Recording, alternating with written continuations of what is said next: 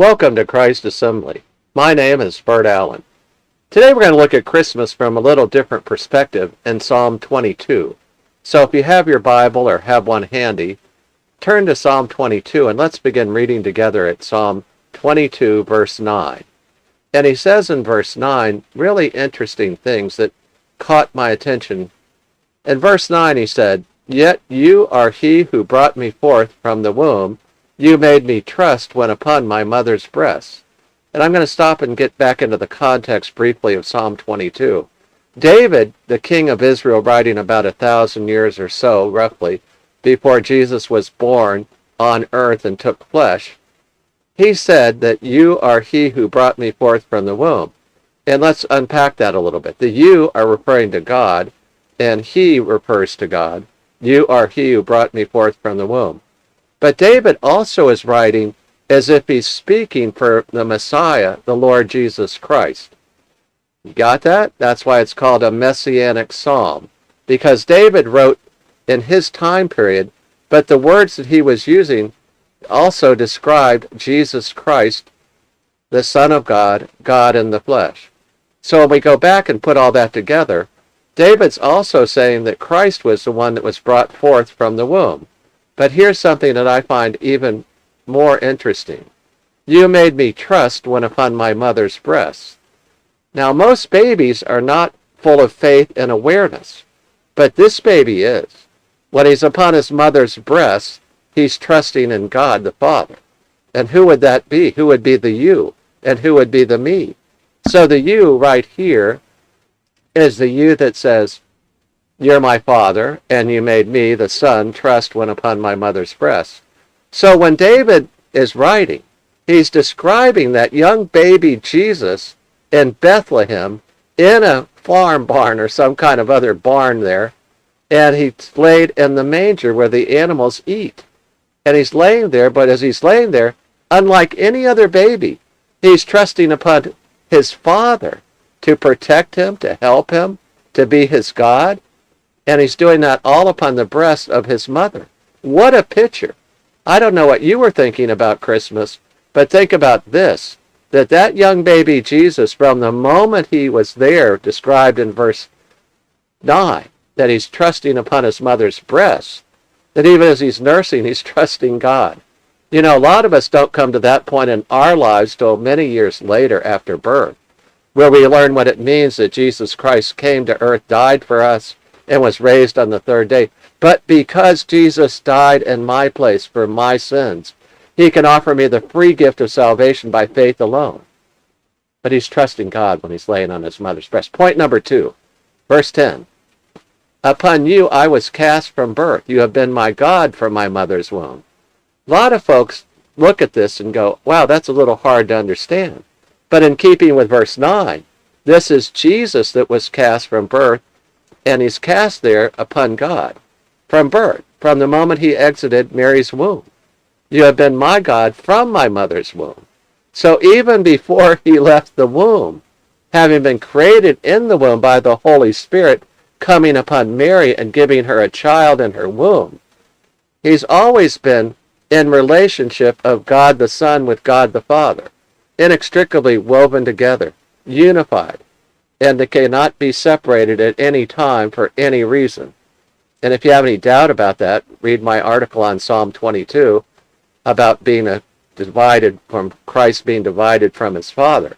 You can find that at christassembly.org. Just search there. But he's back to the text. You have been my God from my mother's womb. When you think about Christmas, then, keep these ideas in mind for this year and every year. That when Jesus was laying on his mother's breast, he was trusting in God. He was brought forth from the womb by his Father, God the Father, and he's cast there from birth, and that God the Father has always been his God, even from the time that he was in his mother's womb.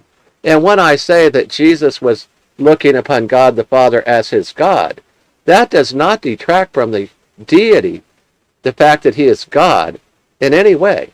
Jesus has always been fully God, but there came a point in history where he took on flesh through Mary, that we read about as Christmas, and lived as a man, and we beheld the glory. The glory is the only begotten of the Father, the Bible says. And then he died for our sins, was resurrected. So as you think about Christmas, keep these two verses in mind about we really see God laying there in the manger as a baby with real flesh and yet fully man and fully God. Let's thank God and pray. Lord, we thank you for the truths that you give us, that we can look upon Jesus and see God in the flesh laying in a manger. That's a God who loves us, gave his only Son for us, and you, Jesus, died willingly on the cross that we'd have eternal life by faith in you, believing you died for me, and I can receive that free gift of salvation right now. And I do, Lord. Thank you for all that you give to us. May we have great Christmases circled around you and watching you and feeling you work in us. In the name of Jesus we pray. Amen. Hallelujah. Before I close the video, I'd like to share with you 4 verses about eternal life. I often ask people this simple question: why should Jesus let you into heaven? And the answer to that question surprises many people because it comes from the Bible and it's simple and it's clear. Most folks, when they hear that question, they tell me, well, I've been good, or tried to do more good than bad, or I tried hard, or I've done a lot of nice things, and I hope God will let me into heaven. They somehow think if their good works outweigh their bad works, that God will let them in. But God says, actually, I'll let people into heaven because of a free gift. But the story from Jesus starts with 4 verses, and I'm going to read them one at a time. Romans 3:23 says, "For all have sinned and fall short of the glory of God." Romans 3:23. You see, for every person who lives today on earth in human flesh, we've all sinned. Every one of us. We've all told a lie. We've all done or said something that made somebody else angry, and we were doing it out of anger ourselves. We've all done things to hurt other people at one time or another. God says that's all sin, and I look upon that as falling short of my glory, God says.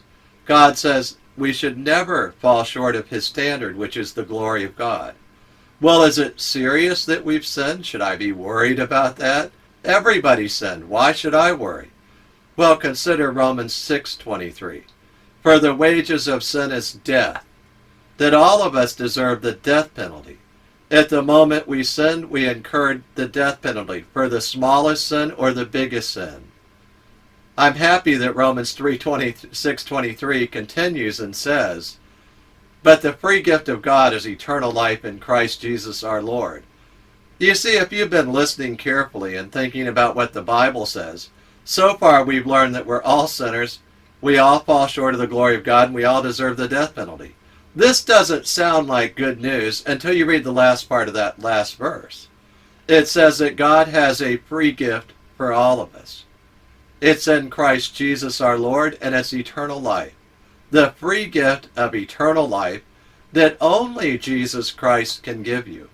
He said he's the way, the truth, and the life. No one comes to the Father but through him. Why would God offer us this great gift if we're all sinners?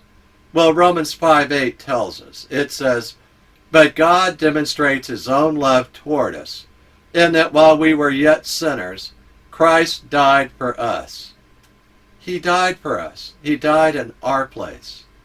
God loves sinners like you and like me. He died in my place and in your place. He paid the death penalty for me. I often illustrate the free gift like this. That I have this old Nissan truck. It has 285,000 miles on it. It's not that great a truck. It sits at the beach every day. But I illustrate the point this way. I hold up the keys to my truck and I say, I'm going to make you a symbolic gift of my truck. But until you take the keys out of my hand, it's not your truck yet. Well, let me tell you what I mean. A lot of people have been going to church for years. They know all about Jesus. They can quote verses about Jesus. But they know in their heart that they're not quite right with God. And there's never been a day in their life where they've been born again and they know it. You see, they're just staring at the keys in God's hand, and he's offering you the free gift today of saying, reach out by faith and receive that free gift and take it into your heart today. Receive the free gift. Okay, how do we do that? Well, Romans 10:9 tells us how to do that. It says that if you confess with your mouth Jesus is Lord and believe in your heart that God raised him from the dead, you will be saved. And he means saved from the death penalty, eternal destruction. So we can receive that free gift right now by faith, and we can pray a prayer together. I urge you to pray with me. I'm going to pray it right now. Lord Jesus, I thank you that you love me. I confess that I am a sinner and I fall short of the glory of God. I confess too that I deserve the wages of sin, which is death. But Lord, you offer me the free gift of eternal life in Christ Jesus our Lord. I accept that free gift right now. I believe that you love me and that God died on the cross for me, that Jesus Christ is God, and he died on the cross for me. You paid the death penalty for me, Lord Jesus. Thank you so much. I confess with my mouth Jesus is Lord, and I believe in my heart that God raised him from the dead. I repent of my sins, and I accept that free gift, Lord. Thank you so much that you have forgiven me. In your name I pray. Amen.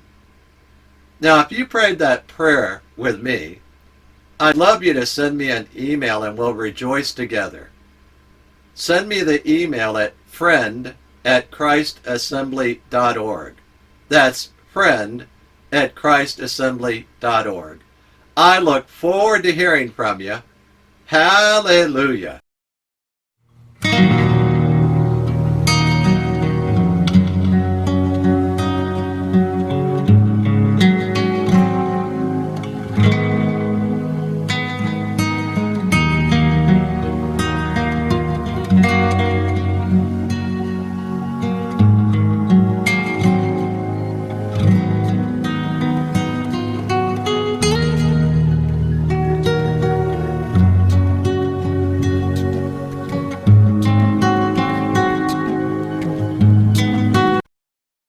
Scripture quotations taken from the NASB, New American Standard Bible, copyright 1995 by the Lockman Foundation. Used by permission, all rights reserved.